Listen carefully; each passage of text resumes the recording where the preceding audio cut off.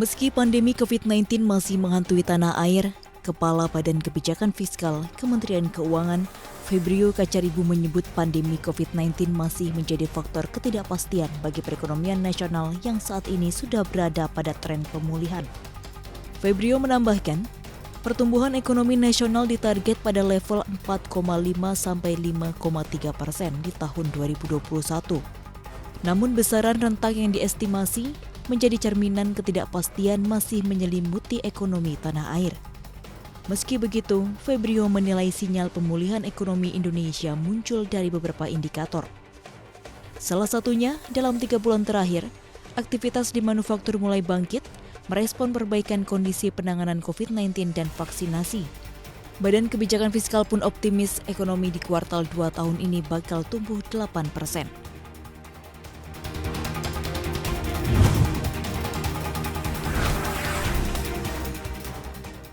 Otoritas Jasa Keuangan memastikan akan mengeluarkan aturan mengenai perbankan digital sebelum semester 1 tahun ini berakhir.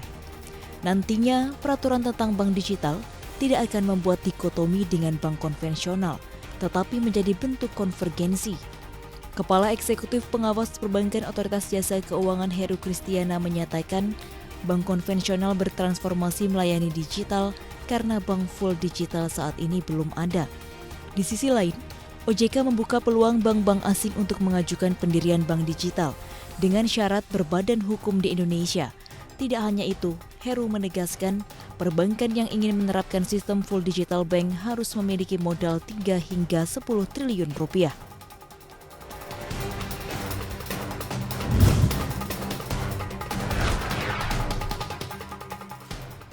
Pemerintah mengalokasikan anggaran 157,4 triliun rupiah untuk program perlindungan atau bantuan sosial. Dana ratusan triliun rupiah itu terbagi atas beberapa program untuk menyasar masyarakat yang terdampak pandemi COVID-19.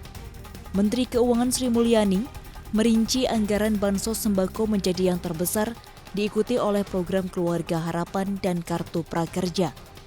Pemerintah juga mengalokasikan 26,5 triliun rupiah untuk bantuan lainnya yang meliputi iuran JKP dan cadangan. Sri Mulyani menilai penggunaan APBN yang ekspansif dilakukan demi memulihkan berbagai aktivitas ekonomi domestik yang terhantam oleh pandemi COVID-19. Bantuan sosial tersebut diharapkan dapat menggenjot daya beli masyarakat dan pemerintah daerah.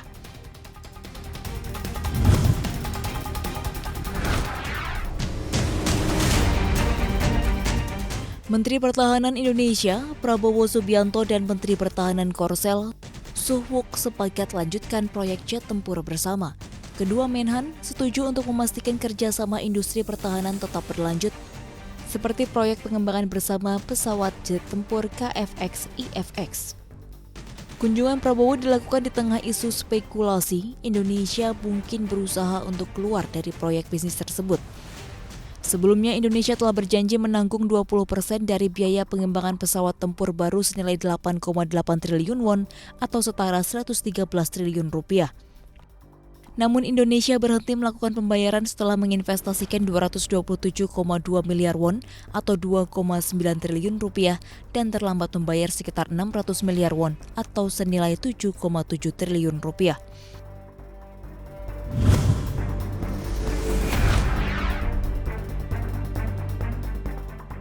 Bank Sentral Amerika Serikat, The Fed menyatakan easy policy akan tetap berlaku sampai kebijakan itu menghasilkan lapangan pekerjaan yang lebih banyak dan target inflasi di kisaran 2% terpenuhi.